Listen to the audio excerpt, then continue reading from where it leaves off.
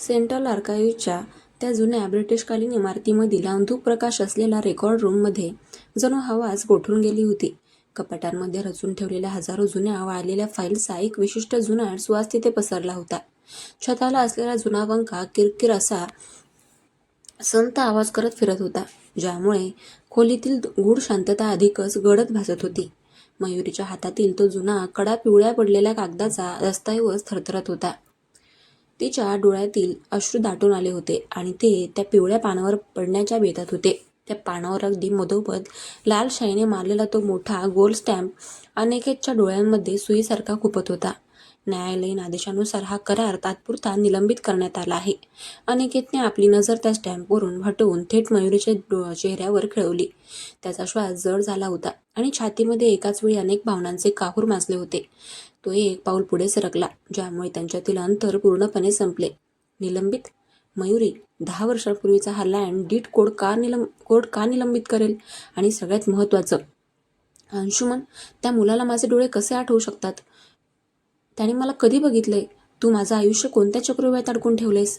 अनिकेतचा आवाज त्या शांत बंदिस्त खोलीमध्ये घुमला, ज्याने तिथे ठेवलेल्या जुन्या फाईल्सवरची धूळही थरथरली. मयुरीने घाईघाईने ती फाईल बंद केली. जणू ती फाईल उघडी राहिली तर तिचे काळीज जगासमोर उघडे पडेल. तिने आपला चष्मा नाकावर नीट केला, स्वतःचे अश्रू लपवण्यासाठी मान खाली घातली आणि स्वतःला सावरत म्हणाली, मिस्टर अनिकेत, मी आधीच सांगितलं होतं, ही फाईल म्हणजे एका मोठ्या वादळाचं प्रवेशद्वार आहे.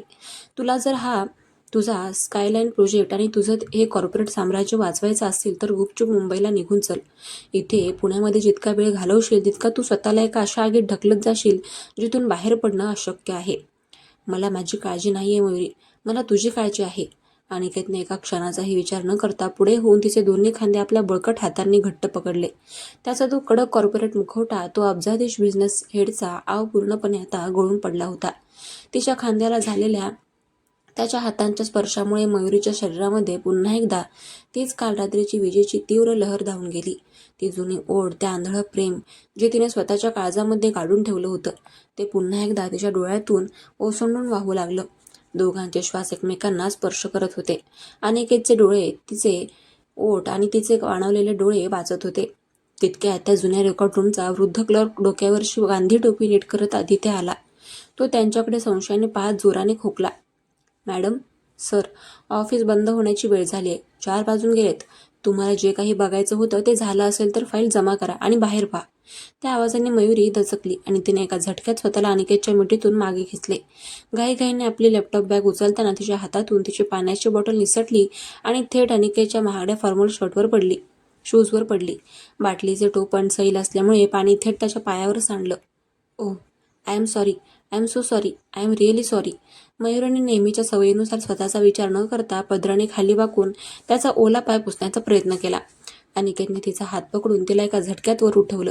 त्याच्या डोळ्यांमध्ये एक हलकंसं हसू आलं, जे त्या गंभीर रहस्यमयी तणावातही अत्यंत नॅचरल आणि हलकं फुलकं वाटलं. मयुरी, तू कधी सुधारणार आहेस? कॉलेजमध्येही तू माझ्या शर्टवर अशीच कॉफी सांडली होतीस आणि आज पाणी?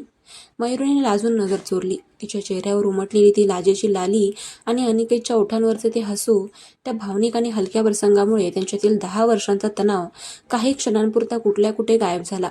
ते दोघे फाईल जमा करून आर्काइव्हच्या जुन्या दगडी इमारतीबाहेर आले.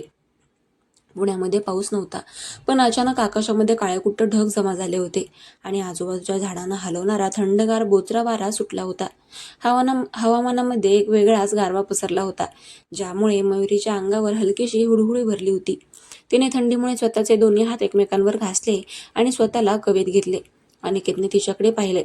काही न बोलता गाडीचा दरवाजा उघडला आणि ते दोघे आतमध्ये बसले. अनिकेतने गाडी सुरू करताच लगेच केबिनमधला हीटर ऑन केला, जेणेकरून मयुरीला उबदार वाटेल. मयुरीने खिडकीबाहेर पाहत त्याच्या मूक न बोलता केलेल्या काळजीकडे पाहिले आणि तिच्या काळजामध्ये एक जुनी हुरहुर दाटून आली. आता कुठे जायचे मिस्टर अनिकेत? हायवेचा रस्ता तर मागे राहिलाय. मयुरीने खिडकीबाहेर पडणाऱ्या पुण्याच्या रस्त्यांकडे पाहत विचारले.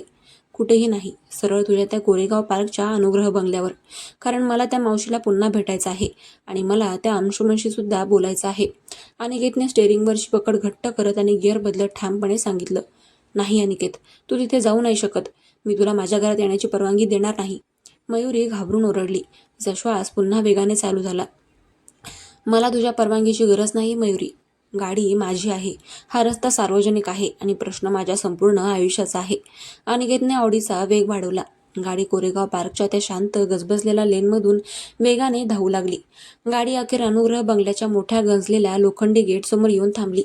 संध्याकाळचे धुकं, झाडांमधून गाळून येणारा अंधार आणि हवेतला गारवा या बंगल्याच्या जुन्या वास्तूला अधिकच रहस्यमयी आणि गूढ बनवत होते. बंगल्याच्या बागेतली जुनी झाडं वाऱ्याने वेगाने सळसळत होती. मयुरी गाडी थांबताच दरवाजा उघडून पळतच गेटच्या आत गेली. अनिकेतने गाडी बाजूला पार्क केल्याने आपला कोट नीट केला आणि तोही अत्यंत खंबीर जड पावले टाकत तिच्या मागे बंगल्याच्या दिशेने गेला. बंगल्याचा मुख्य कोरीव लाकडी दरवाजा आज उघडाच होता. आतल्या हॉलमध्ये एक मंद पिवळा प्रकाश पसरला होता, ज्यामुळे तिथल्या जुन्या फर्निचरच्या सावल्या भिंतीवर मोठ्या दिसत होत्या.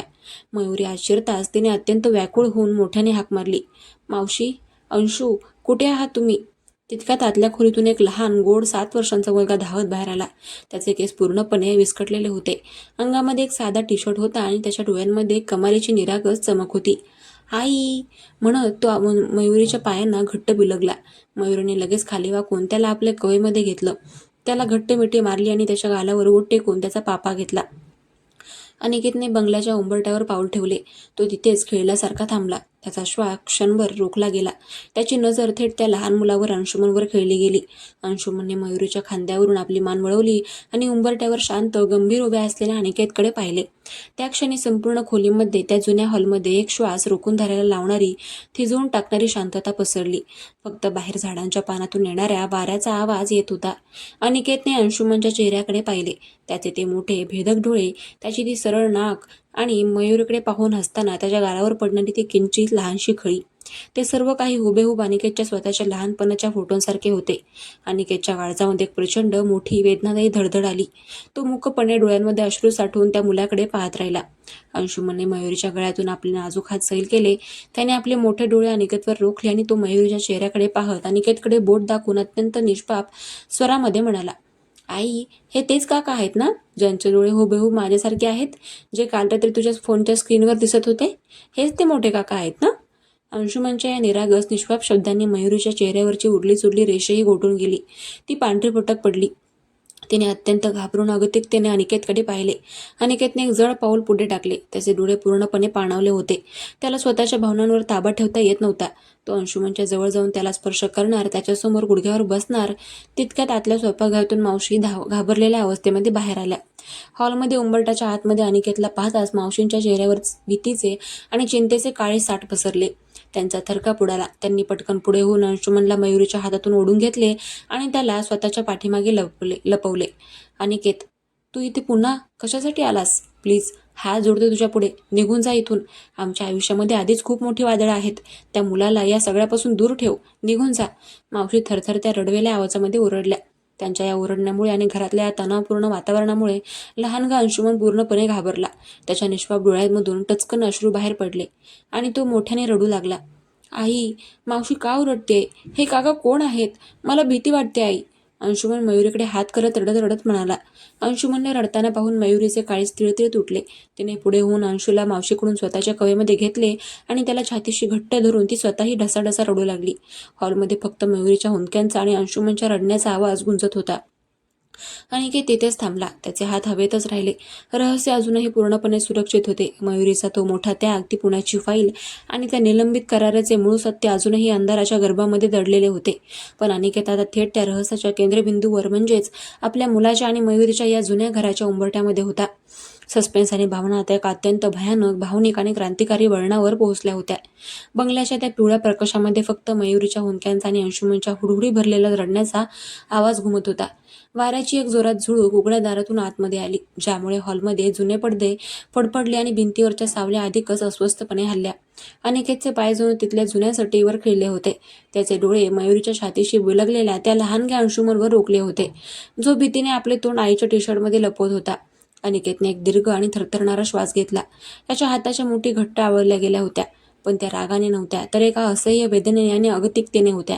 तो हळूहळू आपले जड पाय ओढत त्या दोघांच्या जवळ गेला. मयुरीने रडत रडतच मानवर केली आणि तिच्या पाणावलेल्या डोळ्यांतून अनिकेतला स्पष्ट नकार दिसला.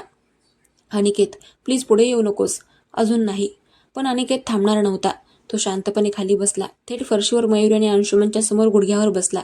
बिझनेस वर्ल्डमधला तो कडक, अहंकारी अनिकेत आज एका लहान मुलाच्या अश्रूंसमोर पूर्णपणे नतमस्तक झाला होता. त्याने अत्यंत हळुवारपणे आपला मोठा उबदार हात पुढे केला आणि अंशुमनच्या पाठीवर ठेवला. तो स्पर्श इतका मऊ आणि हक्काचा होता की अंशुमनचे रडणे किंचित कमी झाले. त्याने हळूच आपले रडवेले तोंड बाहेर काढले आणि आपल्या मोठ्या भेदक डोळ्यांनी अनिकेतकडे पाहिले. अंशू, अनिकेतचा आवाज पूर्णपणे बसला होता. त्याच्या डोळ्यातूनही एक अश्रूचा थेंब टपकन फरशीवर पडला. घाबरू नकोस बाळा, हे काका तुझ्यावर ओरडणार नाहीत. आय एम सॉरी हं. अंशुमनने त्याचे ओले डोळे पुसले आणि त्याने मयुरीकडे पाहिले. आई, हे काका का रडतायत? हे तर खूप चांगले आहेत. मग मावशी का ओरडली यांच्यावर?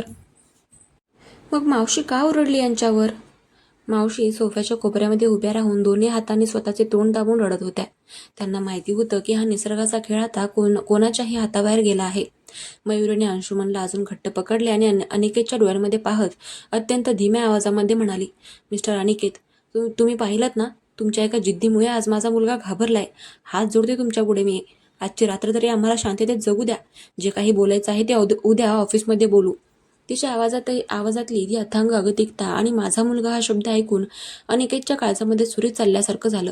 पण त्याला समजलं होतं की जर तो आता जास्त हट्ट करेल तर अंशुमन अजून डिस्टर्ब होईल. त्याने हळूच आपला हात अंशुमनच्या डोक्यावरून फिरवला, ज्याने अंशुमनला एक अनामिक सुरक्षितता जाणवली. ठीक आहे मयुरी, मी आज चाललोय, पण लक्षात ठेव, मी हायवेने मुंबईला परत जात नाहीये. मी पुण्यातच याच कोरेगाव पार्कच्या एका हॉटेलमध्ये थांबतोय आणि उद्या सकाळी मी पुन्हा येणार आहे, कारण त्या सरकारी फाईलवरचा निलंबित स्टॅम्प आणि तुझ्या डोळ्यातले हे अश्रू मला शांत बसू देणार नाहीत. अनिकेत अत्यंत गंभीरपणे म्हणाला. तो सोफ्यावरून उठला. त्याने मावशीकडे एक जड नजर टाकली आणि तो बंगल्याच्या उंबरठ्याबाहेर पडला. बाहेर वाऱ्याचा वेग अजूनही तसाच होता आणि पुण्याच्या हवेमध्ये एक गूढ गारवा पसरला होता. ऑडी गाडीचा दरवाजा बंद होण्याचा आवाज हॉलमध्ये स्पष्ट ऐकू आला आणि गाडी वेगाने गेट बाहेर निघून गेली. अनिकेत जाताच मयुरीने अंशुमनला जमिनीवर बसवले आणि तिने स्वतःचे तोंड दाबून ढसाढसा रडायला सुरुवात केली. मावशी धावत पुढे आल्या आणि त्यांनी मयुरीला कवेमध्ये घेतले. मयुरी, अगं कधीपर्यंत लपवणार हे सत्य? आज त्याने अंशूला बघितलंय ग. त्याचे डोळे, त्याची खळी, तो हुबेहूब अनिकेत सारखा दिसतो. अनिकेत मूर्ख नाहीये, त्याला सगळं समजलंय. मावशी रडत म्हणाल्या. नाही मावशी, जोपर्यंत त्या अपघाताची फाईल मंत्रालयातून पूर्णपणे क्लिअर होत नाही तोपर्यंत मी काहीही बोलू शकत नाही. जर त्या मोठ्या राजकारण्याला समजलं की अनिकेत पुण्यात आलाय तर तो अनिकेतचं करिअर आणि माझं आयुष्य एका क्षणामध्ये उद्ध्वस्त करेल. मला माझ्या अंशूला आणि अनिकेतला वाचवायचं आहे. मयुरीने आपले अश्रू पुसत अत्यंत खंबीरपणे म्हटले. तिने अंशुमनकडे पाहिले, जो आता शांत झाला होता, पण अजूनही गोंधळलेल्या नजरेने आपल्या आईकडे पाहत होता. तिने त्याला जवळ घेतले आणि त्याच्या कपाळावर ओठ टेकवले. दुसऱ्या बाजूला अनिकेत हॉटेलच्या खोलीमध्ये खिडकीपाशी उभा होता. त्याच्या हातामध्ये कदमचा एक मेसेज आला होता. सर, मला सेंट्रल आर्काइव्हच्या ते निलंबित फाईलचा एक गुप्त कोड मिळाला आहे. उद्या सकाळी मंत्रालयाचा एक बडा माणूस पुण्यामध्ये येतोय. रहस्य अजूनही पूर्णपणे सुरक्षित होते. मयुरीचा तो प्रचंड मोठा त्याग अजूनही अंधाराच्या गर्भामध्ये दडलेला होता. पण आता हा सस्पेन्स एका अशा राजकीय आणि भावनिक वादळामध्ये बदलणार होता जिथून कोणाचीही सुटका नव्हती. 13वा भाग एका अत्यंत थरारक आणि डोळ्यात पाणी आणणाऱ्या वळणावर संपला. अनिकेत आणि अंशुमनची ही पहिली भावनिक भेट आणि मयुरीने घेतलेला हा खंबीर निर्णय तुम्हाला कसा वाटला? पुढील भाग अनिकेत सकाळी पुन्हा बंगल्यावर येतो आणि त्या मंत्रालयाच्या माणसाचा सामना करतो. तेव्हा काय नवीन ट्विस्ट येतो ते आपण पाहूया.